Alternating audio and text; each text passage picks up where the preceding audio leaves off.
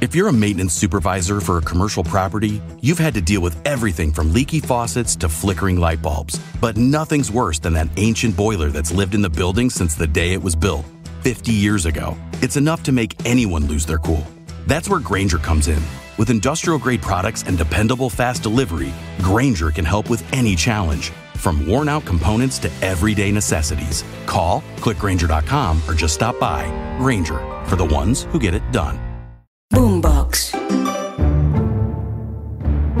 El ELN es uno con Camilo y hubiera sido otro sin Camilo. Camilo originalmente pensaba ir al monte para estar con los luchadores, pero no pensaba que iba a estar matando gente. El legado de Camilo no son las armas. El legado de Camilo es muy importante para este país. Muy pocos recuerdan hoy quién es el sacerdote Camilo Torres Restrepo, pero en la historia del ELN su figura está llena de simbolismos. De origen burgués, como sociólogo y capellán de la Universidad Nacional, se convierte en una figura pública por su activismo social y político. Sin embargo, termina enfrentado a los conservadores jerarcas de la iglesia y acaba colgando la sotana. Su aventura en las filas guerrilleras dura poco y termina muerto tras una fallida emboscada al ejército en 1966. Su muerte tiene profundas repercusiones en la incipiente organización guerrillera. Bajo su inspiración, a finales de la década de los 60, ingresan al ELN varios curas españoles. Capítulo 3. Camilo Torres y los curas guerrilleros. La tarea es todavía muy ardua. Trataremos de buscar el apoyo de todos los sectores revolucionarios. No vamos a cerrarle las puertas a nadie. Todo el que sea revolucionario está con nosotros y el que sea antirrevolucionario está contra nosotros.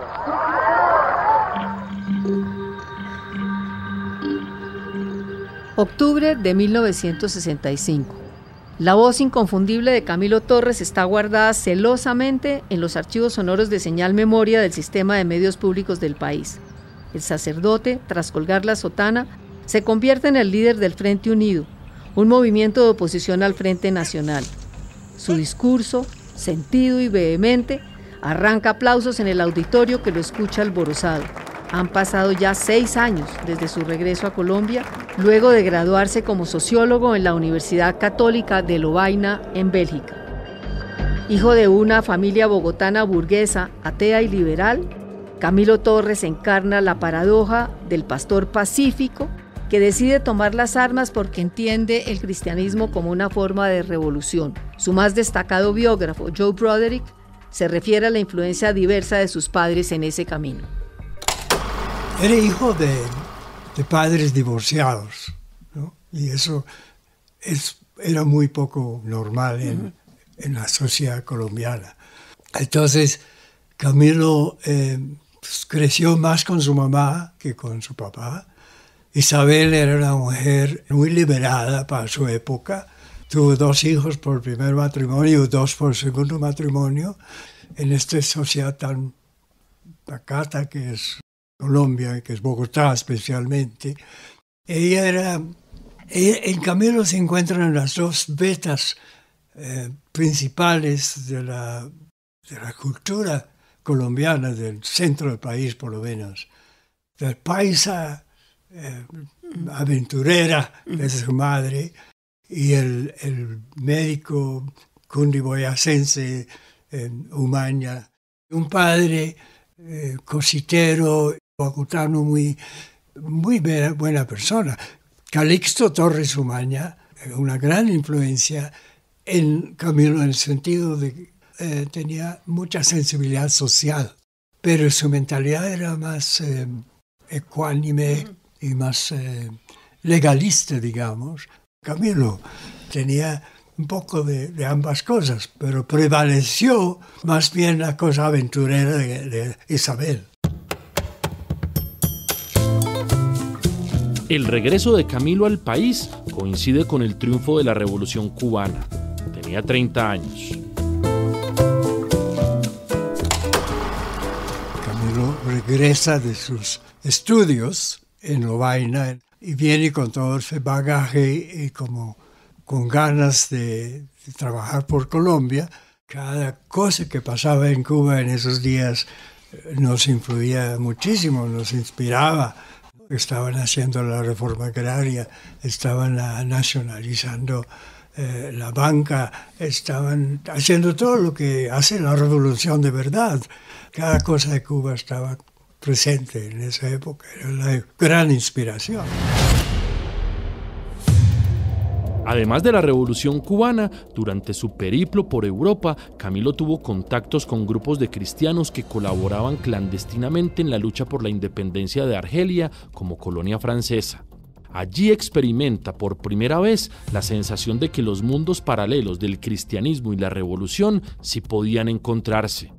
Con esas ideas, recién llegado a Bogotá, el cardenal Luis Concha Córdoba lo nombra capellán auxiliar de la Universidad Nacional en 1959.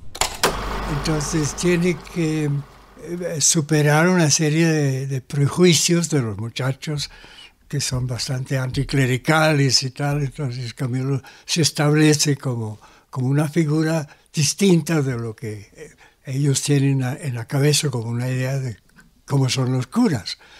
Entonces empieza a influir mucho como capellán entre el grupo de estudiantes que son católicos, pero también en la Facultad de Sociología, donde es profesor. Les enseña a los estudiantes que no es suficiente aprender de los libros, tienen que salir y conocer a la gente, conocer sus problemas, y eso también es sociología. Era un activista por naturaleza.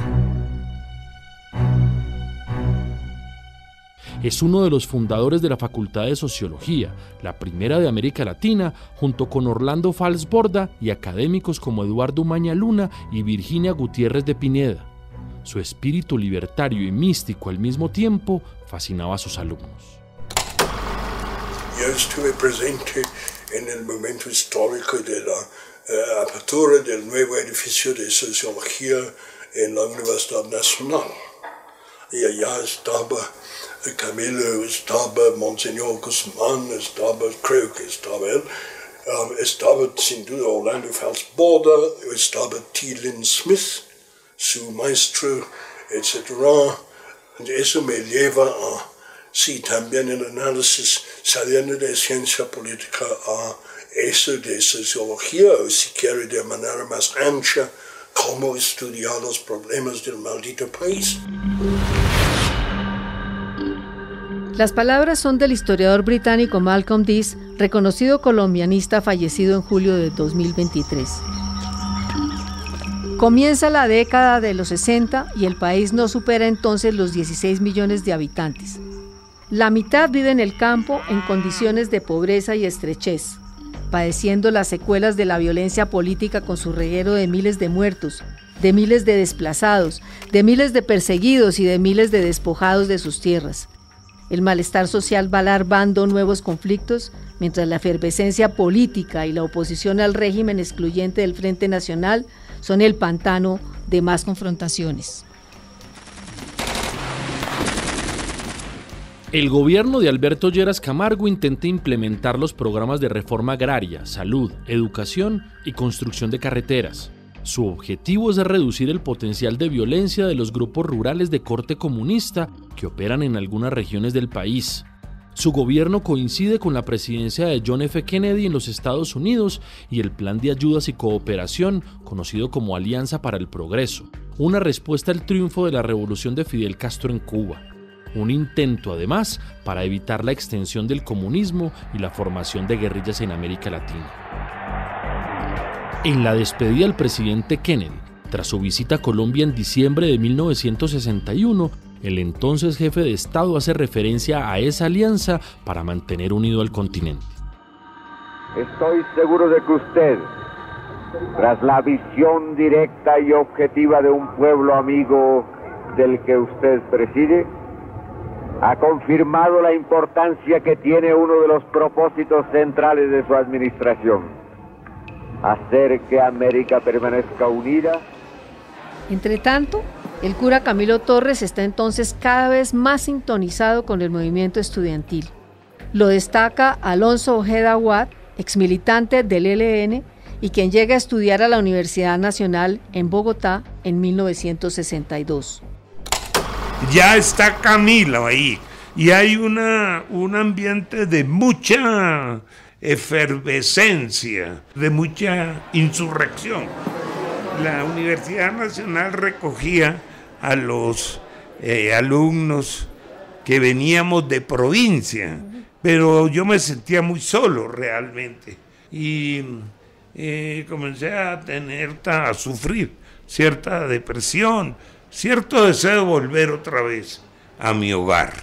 Y entonces yo fui a la iglesia a buscar ayuda y allí pues conocí al capellán. Entonces Camilo me hizo una pregunta: ¿usted es cristiano? Yo le dije, sí, claro, mi familia es muy cristiana, padre. ¿Y usted sabe cuál es el deber de los cristianos? Entonces, pues yo me extrañé un poco y le dije, ¿por qué no? Porque de pronto sería servir a Dios, una cosa así. No. Digo, no, el deber de los cristianos es ser revolucionario. Y eso es lo que nos toca, hacer la revolución, para arreglar, para enderezar este país que está en muy malas condiciones y muy mal dirigido. Ojeda recuerda la impresión tan honda que le dejó ese primer encuentro con Camilo. Yo pienso que Camilo comienza a adelantar también su lucha, que también formaba parte de su lucha interna. No se puede separar la lucha externa que se puede dar y que se está dando a las luchas internas que llevamos cada uno en nuestro interior. Camilo también adelantaba una lucha interna, pero Camilo en ningún momento da indicaciones de lo armado o de la necesidad de formarse militarmente, cuando ya otras organizaciones sí lo hacían. Son tiempos de exaltación del hombre nuevo como paradigma del cambio desde la brújula cubana. Discursos que seducen al sacerdote rebelde cada vez más entregado a los desposeídos y que lo llevan a hacer trabajo social con sus alumnos en barrios obreros como el Tunjuelito de Bogotá. Quiere ponerlos, les dice, en contacto con la realidad apabullante de los marginados de siempre.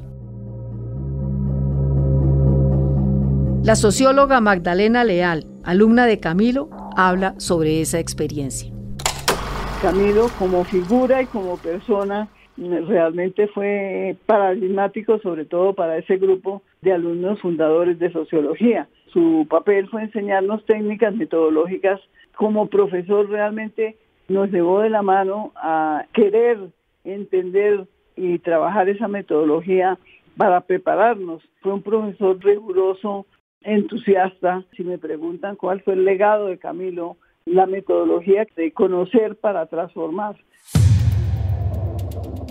El compromiso del cura con los sectores populares se hace cada día más fuerte. Sus estudios en Lovaina y los contactos con el movimiento de los sacerdotes obreros en Europa le dejan una huella profunda. Así lo explica el sociólogo Eduardo Pizarro. En los años 60, en Europa, en Francia, en Bélgica, en España, se ponen de moda los curas obreros. La idea de que los curas, en vez de estar en una parroquia, deben estar como trabajadores en las fábricas para estar más cerca del pueblo, de los obreros. Y esos curas se van radicalizando y muchos de ellos terminan vinculados a grupos armados en América Latina. En el caso de Colombia fue mucho más significativo por la vinculación del padre Camilo Torres Restrepo. Joe Broderick sostiene, sin embargo, que no es en Lovaina donde empieza el proceso de radicalización de Camilo, sino que las semillas están sembradas muchísimo más atrás. Es un proceso de gradual radicalización que viene desde su... Él fue muy impactado en su juventud, antes de entrar al seminario, por un par de sacerdotes franceses que hablaron justamente de los curas obreros y los curas que trabajaron en la resistencia en Francia durante la ocupación alemana. Ahí empezó a contagiarle la idea de un papel como político del cura en la vida. La popularidad de Camilo crece al mismo tiempo que reafirma la convicción de que su papel como sacerdote y como profesor debe traducirse en acción. Lo recuerda su exalumna Gloria Triana, reconocida cineasta e investigadora cultural, en una publicación de 2016 del portal Razón Pública titulada Camilo Torres y los años 60. Él salía de estar con los pobres y se iba a estar con los ricos, salía de estar con los comunistas y se iba a encontrar con los demócratas cristianos. Era un pluralismo impresionante. Yo era un soñador, ingenuo también. Él era esos líderes mesiánicos buenos, ¿no? Y él, desde que toma la decisión de ser sacerdote, él no lo toma para ser obispo, ni cardenal, ni para estar en las altas jerarquías de la iglesia, sino por el compromiso con los pobres, con los desposeídos. El catedrático de la Universidad Nacional, Alejo Vargas, agrega: Camilo era un cura predestinado a ser cardenal, pero que terminó extraviado en los caminos de la guerrilla.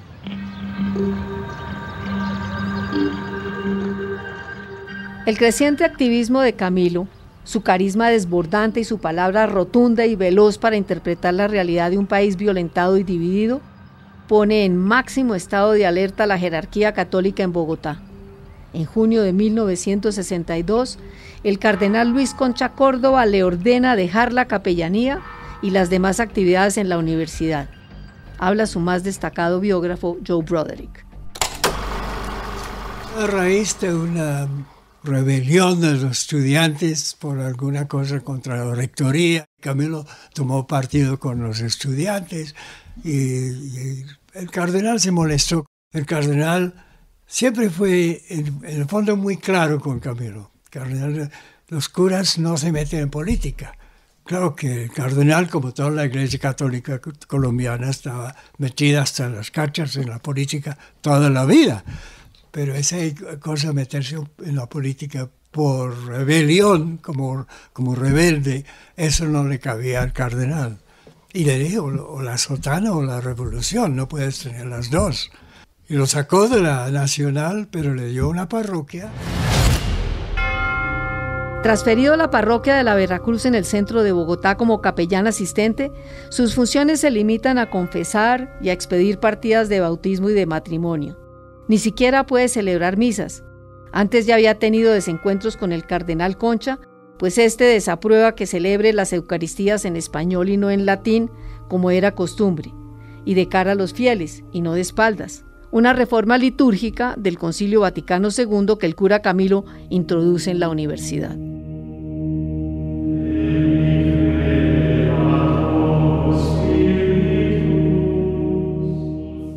Camilo asume las tediosas funciones de la parroquia y sin proponérselo se convierte en una celebridad entre la clase alta bogotana y en objeto de caricaturas y coplas.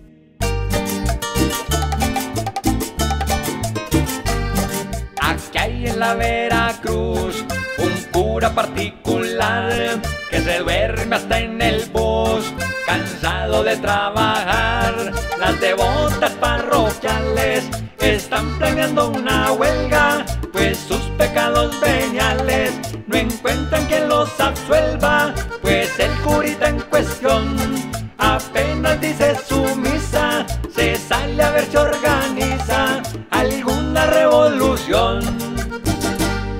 Aparte de las funciones parroquiales, Camilo Torres colabora con la investigación para la elaboración del libro La violencia en Colombia, que adelantan Monseñor Germán Guzmán, Orlando Falsborda y Eduardo Maña Luna. Una publicación que sacude al país. También dicta cursos de capacitación en la Escuela Superior de Administración Pública ESAP y trabaja con el campesinado como miembro de la Junta Directiva del Instituto Colombiano de Reforma Agraria INCORA, cargo al que llega por influencia del cardenal Luis Concha.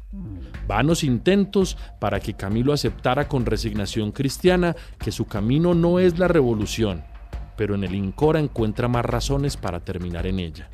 Habla su biógrafo Broderick. Camilo todavía no era el líder de la revolución, era un cura académico, intelectual, de muy buena familia, muy importante, y fue nombrado como suplente de un sacerdote. Y el Incora era muy importante porque había una contradicción con los terratenientes y con los políticos encabezados por Álvaro Gómez Hurtado. Camilo tuvo muchos fuertes debates en el Incora.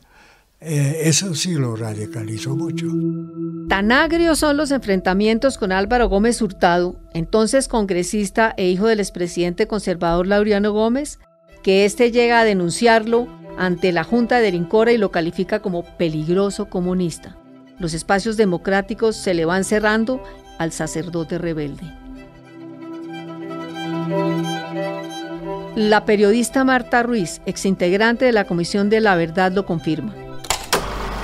Haciendo el informe de la Comisión de la Verdad, recuperé algunos documentos de él, por ejemplo, en las juntas del Incora. Dio unas batallas enormes por la reforma agraria. No era solo un intelectual, era un hombre con múltiples dimensiones, nunca sectario. Camilo era un hombre que le cabía a este país en la cabeza. El trabajo en los barrios obreros y el contacto con campesinos en regiones afectadas por la violencia lo llevan a concluir que desde las instituciones no es posible hacer los cambios que Colombia necesita para superar los abismos de las desigualdades sociales.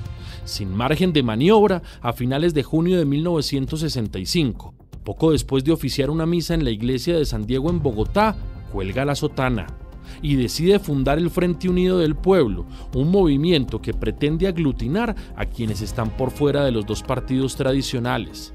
Desde las juventudes del Movimiento Revolucionario Liberal y del Partido Comunista hasta el Movimiento Obrero Estudiantil y Campesino, la Alianza Nacional Popular de Gustavo Rojas Pinilla, las Juventudes Cristianas y hasta los sindicatos.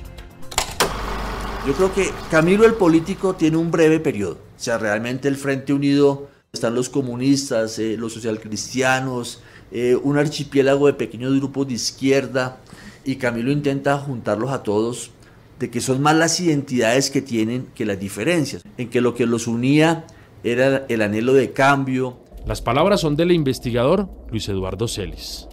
Él manda el gran mensaje de que marxistas y cristianos pueden luchar juntos, y su vida es ejemplo de eso. Pero esa idea se marchita bastante pronto, según destaca su biógrafo Joe Broderick.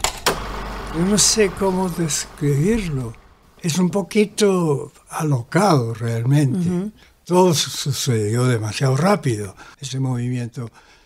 Duró como 2 meses, ¿no? Él no se dedicó a realmente formar un movimiento. Era una figura que hablaba y la gente escuchaba.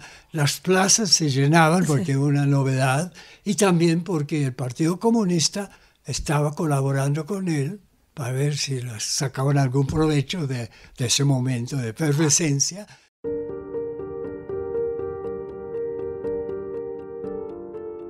Antes de terminar en el monte, Camilo Torres emprende una gira por varias ciudades del país entre julio y agosto del 65, con el objetivo de acelerar un proceso de movilización contra el régimen bipartidista y defender la abstención como principio revolucionario. Aquí, otro de sus discursos custodiados por Señal Memoria. De manera que hasta ahora están los grupos unidos. Se ha divulgado la plataforma. Yo me voy para Cali el lunes próximo a seguir exponiendo estas ideas y tratar de formar los grupos revolucionarios.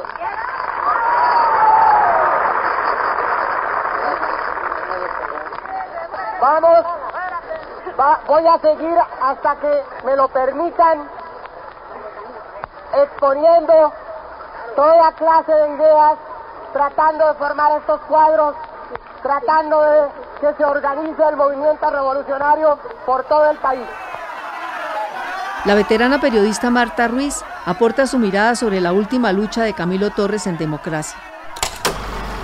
Yo creo que Camilo leyó el Frente Nacional y él entendió que las elecciones eran una farsa porque pues ya había un acuerdo que se estaba asfixiando la democracia, y por eso él crea el Frente Unido y él crea unos mecanismos para que la gente que está por fuera de los partidos se exprese. Entonces, a Camilo hay que leerlo en ese contexto del Frente Nacional.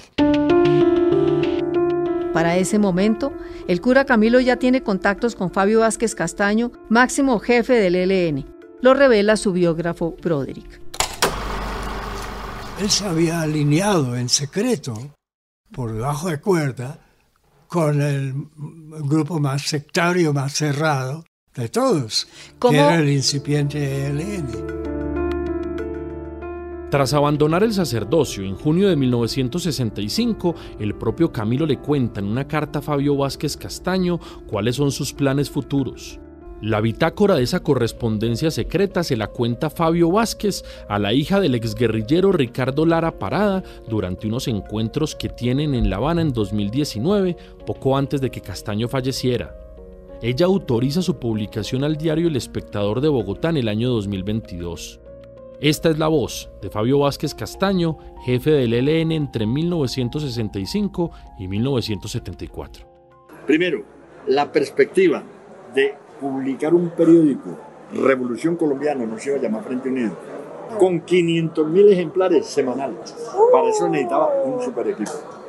Un super equipo y también una super financiación. Bien. Ese punto lo debatimos y no hay finanzas. Segundo punto, que están listos a apoyar la lucha armada sectores sindicales, sectores de la clase media, sectores de la clase alta y estudiantes. Posibilidad de división del ejército y que de coroneles para abajo todos están con él. Dar golpes seguros y seguidos. Coordinar acciones con grupos que tienen pocos armados, el MOE, Vanguardia del MRL, Partido Nuevo ORC, Juventudes Demócrata Cristiana. ¿Cómo le parece? Y el Partido Comunista. Y el último, planear una marcha sobre las ciudades para la toma del poder y que se uniría a nosotros después de lograr la neutralidad del ejército. La feroz oposición del Frente Unido y sus aliados al gobierno de Valencia durante esos frenéticos meses pone todos los reflectores de la fuerza pública sobre la figura del cura Torres. Es octubre de 1965 y él entiende entonces que su relación con Fabio Vázquez no puede quedarse tan solo en el plano epistolar, que deben verse, y así ingresa a la guerrilla. Entonces, cuando ellos vieron su interés, le contaron a Fabio Vázquez Castaño, y Fabio Vázquez, que estaba liderando la cosa en el monte, dijo pues que venga a hablar conmigo, pero no como para charlar, sino como militante, como comprometido con nosotros. Y Camilo aceptó eso. A raíz de esa reunión, ella era un militante del ELN bajo órdenes militares de Fabio Vázquez Castaño. Se sentía feliz, era como un Boy Scout. Sentía que estaba en la lucha seria. Entonces van a cambiar el país. Era muy inocente y muy ingenuo. Después su movimiento empezó a decaer muy rápidamente, pues uno puede llegar a llenar las plazas con el mismo cuento todos los días, pero realmente no tenía ningún apoyo real de una organización construida tal. No dejó tiempo para eso. Y se entusiasmó con la Revolución Cubana, con las armas, con estar en el monte con los más pobres y lo más, porque era muy católico y muy cristiano y maniqueo, ¿no? Los buenos y los malos. Era una cosa muy simplista. Camilo Torres se explica a sí mismo en otro audio conservado por Señal Memoria. Consideré un deber para responder a la confianza que hasta ahora me habían dado tantos revolucionarios, que cuando se puso la alternativa entre el ejercicio de mi sacerdocio y la causa revolucionaria, preferí seguir la causa revolucionaria por considerarla que ella tiene lo esencial de mi sacerdocio. Es un sacrificio que me ha costado mucho, pero que, como lo hago por lo que es esencial en mi vida sacerdotal, y en mi vida cristiana, que es la realización eficaz del amor al prójimo, cambiando o tratando de organizar este movimiento para cambiar las estructuras en favor de las mayorías, entonces creo que es un sacrificio que vale la pena. Pero seguramente eso va a ser deformado. Se le va a atribuir toda clase de intenciones mezquinas. Se va a hablar de lectura y quién sabe cuántas cosas más. Y yo tengo la conciencia de que sigo siendo sacerdote y que aunque no lleve la sotana, el hábito no hace al monje.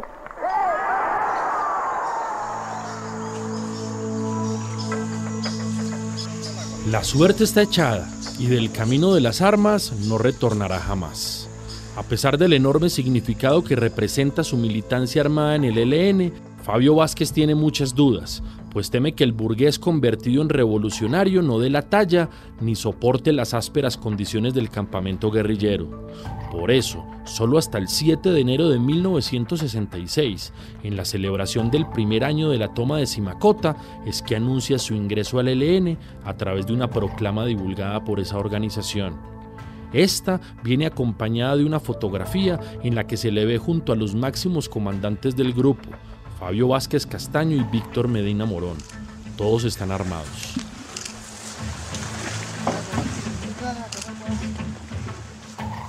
Su alias en el ELN es Argemiro, y estas son sus palabras en la voz del periodista Manuel Jáuregui.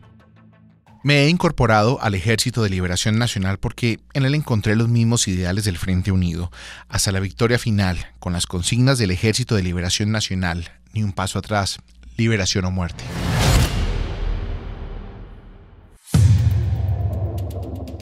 Curiosamente, en ese, su último mensaje al país, menciona la palabra muerte en 7 ocasiones, acaso como si supiera la suerte que sellaría su destino 5 semanas después. Para el investigador Luis Eduardo Celis, Camilo Torres se queda sin alternativas. Yo creo que opta por la lucha armada, por algo que ha permanecido en la sociedad colombiana, y es la idea de que a la gente la pueden matar.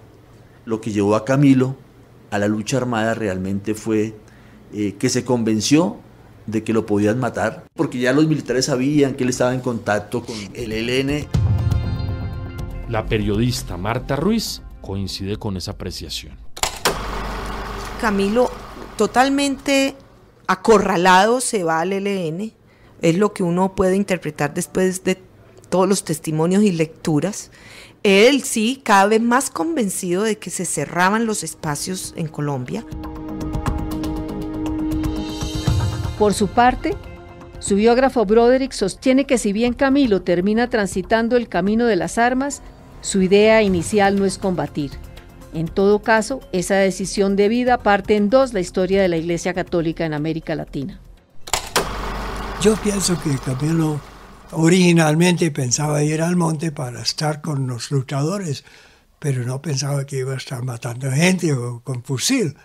Pero la guerra tiene su propio ritmo, su propia esencia, y se encontró practicando tiros y finalmente se encontró con una pistola contra un ejército.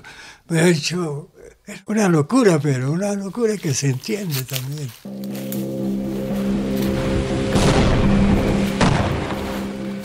La militancia del excura en las filas del ELN bajo órdenes de Fabio Vázquez Castaño es demasiado breve. El 15 de febrero de 1966, a sus 37 años recién cumplidos y en su primera acción militar, cae abatido durante una fallida emboscada a una patrulla del ejército en Pateo Cemento, jurisdicción del Carmen de Chucurí, Santander. Luego del primer cruce de balazos, Camilo, que tiene en sus manos un revólver, se lanza a quitarle el fusil a un subteniente caído, su trofeo para graduarse como guerrillero. Pero un sargento escondido en la espesa maleza le dispara y una bala basta para silenciarlo para siempre. Camilo cae muerto al instante y 3 guerrilleros más que intentan rescatar su cuerpo perecen encima de él. Uno tras otro, amontonados, yacen sobre el cadáver de Camilo. En total, 6 integrantes del ELN son reportados como muertos en ese combate. Ovidio García, excombatiente del ELN, recuerda ese día para el programa Los Informantes de Caracol Televisión. Camilo se asomó y ¡pam! Tiro en la cabeza, el tiro al suelo que lo matan. Le pegaron el otro aquí en el pómulo, palón, y cayó. Entonces Fabio da la retirada, ¿sí? Y todo el mundo la retirada. Y Camilo, que se quede Camilo lleno. Los enterraron en el Carmen, abajo donde es el hospital para abajo, los enterraron. Dijo Valencia, no, no se puede dejar, Camilo no se puede dejar aquí, saquémoslo. Y se lo trajeron, que después nunca más volvimos a saber, hasta ahora como que están ya, que los huesos están estudiando a ver si son eso o no, bueno. La patrulla emboscada que logra dar muerte a Camilo depende de la 5ª Brigada con sede en Bucaramanga. Al mando está el coronel Álvaro Valencia Tovar, que conoce a Camilo y sabe que milita en la guerrilla. Los reportes que recibe desde Patio Cemento le confirman que es uno de los 6 guerrilleros abatidos. En el bolsillo de su camisa le encuentran una pipa con un anillo de plata en la parte media de la boquilla y unas cartas escritas en francés. Al escuchar ese primer reporte, el coronel Valencia sale de toda duda, pero solo comunica la noticia al alto mando horas después, cuando ve el cuerpo en la morgue. En 2016, al cumplirse medio siglo de esta muerte, Alias Gavino recuerda ese episodio en un mensaje divulgado por varios medios de comunicación. La convicción de la urgencia de ser un buen guerrillero lo hizo caminar junto al resto de guerrilleros, aún inexpertos la mayoría, al combate aquí en Patio Cemento. Donde cayó Camilo, nació una cruz. Aunque muchos culparon a Fabio Vázquez Castaño de la muerte de Camilo Torres, en sus conversaciones con la hija de Ricardo Lara muchos años después en Cuba, se autoexime de cualquier responsabilidad. Se decide realizar una acción combativa y se discute en la dirección la no participación de Camilo. No obstante, su preparación se considera un poco prematuro correr esos riesgos, dada la importancia de su figura. Al conocer tal argumentación, la rechaza enérgicamente, afirmando su disposición a no aceptar ningún privilegio y a exigir el derecho que tiene, como cualquier guerrillero. Responsable o no, lo cierto es que la muerte de Camilo Torres estremece a Colombia y su historia como sacerdote guerrillero termina siendo inspiración años después de varios grupos en América Latina. Primero, de una guerrilla urbana en Argentina, después del llamado Movimiento de los Sacerdotes para el Socialismo en Chile, que abre el camino de la llegada de Salvador Allende al poder en 1970, y también su nombre resuena en Nicaragua en 1979 en la revolución sandinista contra el dictador Anastasio Somoza. De vuelta a Colombia, la desaparición del cura Torres provoca en ese segundo mes de 1966 un impacto tremendo en las filas del ELN y entierra para siempre los postulados del Frente Unido. Así lo destaca el sociólogo Eduardo Pizarro. La muerte del padre Camilo Torres fue la muerte del Frente Unido, es decir, de la gran posibilidad de una movilización política urbana de significación, y obviamente refuerza las tendencias campesinistas radicales de Fabio Vázquez y refuerza sobre todo el caudillismo de Fabio Vázquez.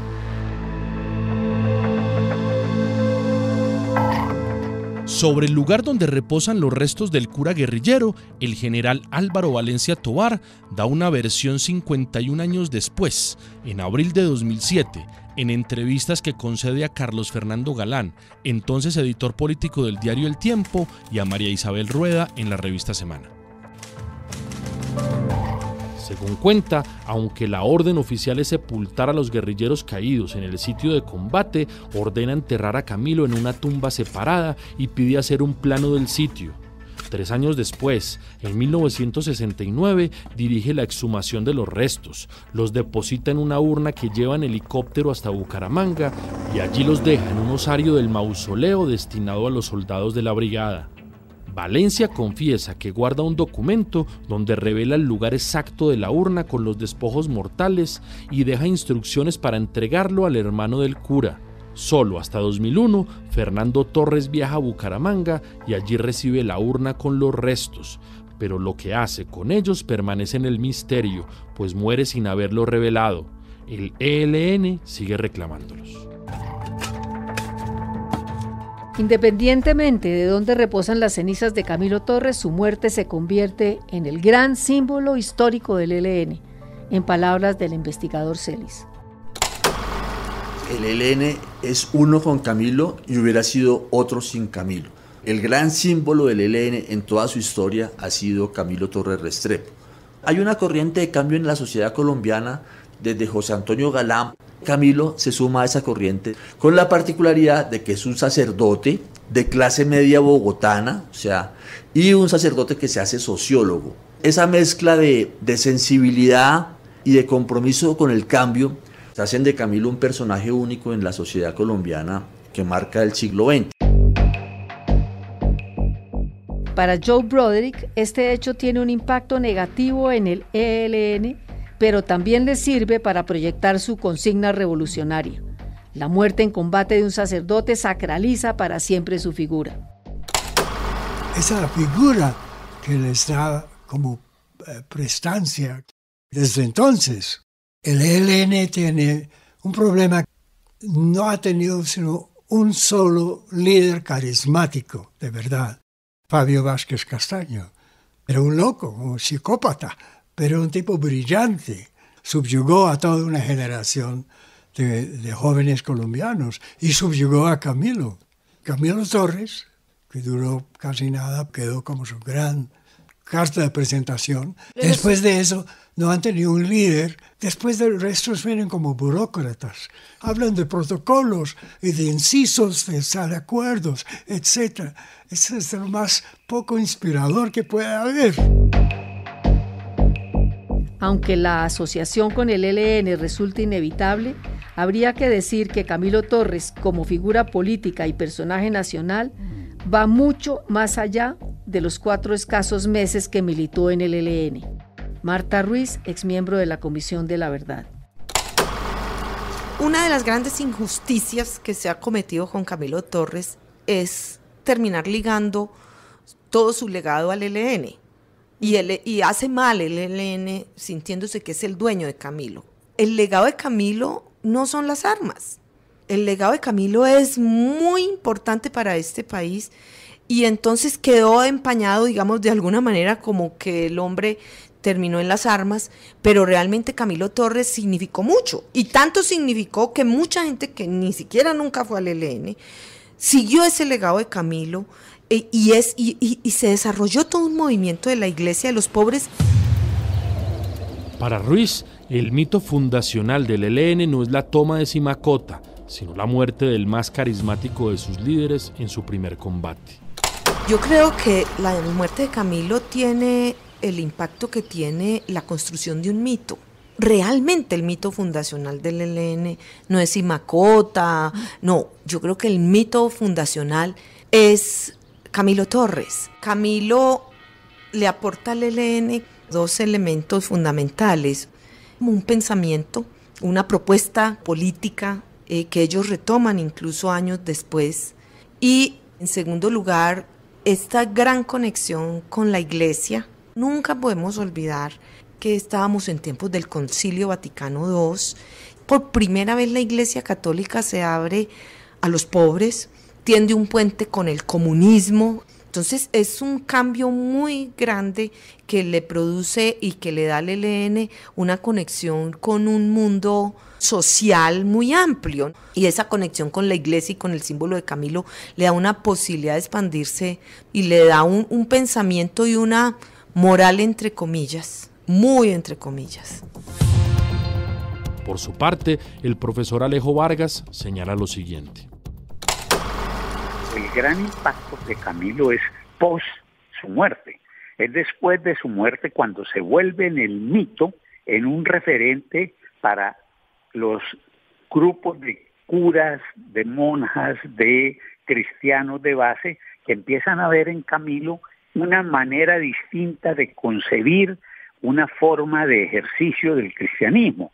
Camilo se vuelve un mito no solo para Colombia, sino en general para toda la región, y de eso se va a terminar beneficiando el ELN. Luego las otras guerrillas, muchos sectores católicos que empiezan a ver esa relación del cristiano con la posibilidad de revolución, eso que llamó en su momento el amor eficaz Camilo en algunos de los mensajes, una forma distinta de cómo ejercer su cristianismo.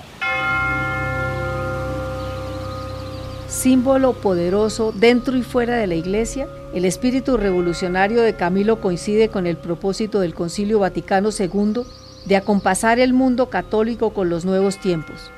Y eso atrae a la guerrilla del ELN, a monjas y a sacerdotes, entre ellos a 3 curas españoles, Manuel Pérez, Domingo Laín y José Antonio Jiménez.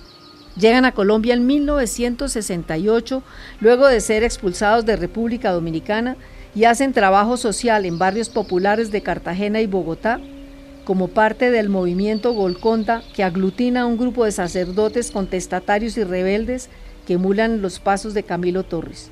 A mediados de 1969, sin embargo, el organismo de inteligencia del país, el DAS, los acusa de causar disturbios y de participar en política y terminan expulsados de Colombia. Pocos meses después, regresan en forma clandestina. Los curas españoles incorporan el discurso de la teología de la liberación y la vocación por los pobres al discurso del ELN. Encaja como anillo al dedo en un país con altos índices de miseria en el campo y en los sectores marginales de las ciudades, poblados de desplazados campesinos que huyen de la violencia o llegan atraídos por la urbanización. Al respecto, habla el investigador Luis Eduardo Celis.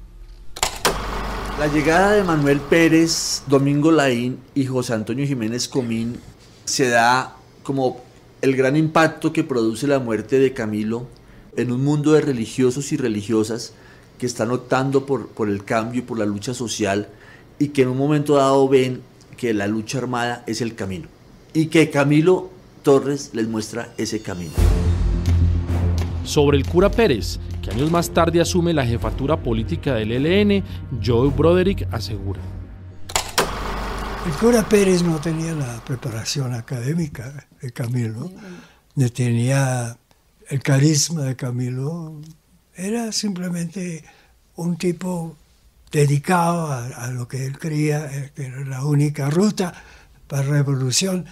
Como todos los que venimos a hacer la revolución en Colombia desde afuera, es porque en cierta forma no podemos hacer la revolución en casa. Él venía de España de Franco. En cambio aquí todo estaba en ebullición y en efervescencia, y eso nos fascinó a todos. Nos dio, los que veníamos de afuera, posibilidad de actuar de una forma mucho más libre, mucho más atrevida, más lanzada que lo que podemos haber hecho en nuestros propios países. Los llamados curas rojos refuerzan el mito de Camilo Torres, sostiene la excomisionada Marta Ruiz. Recuperan esa mitología de Camilo y a partir de ahí reunifican un poco de grupos que bien pudieron haber terminado en otras guerrillas o bien pudieron haber terminado en la delincuencia, yo qué sé, pero el pegamento de esos grupos, que lo que hizo posible que reviviera de las cenizas, es realmente esa fuerza de esa mitología que significó Camilo.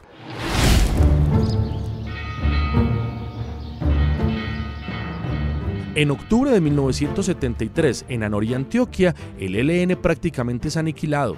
Su recomposición pasa por la salida de Fabio Vázquez como comandante, el ascenso de Gavino, los ajusticiamientos internos y el agrio debate entre el ala política y el ala militar que provoca un cisma. Fabio también estaba muy articulado la concepción del Che.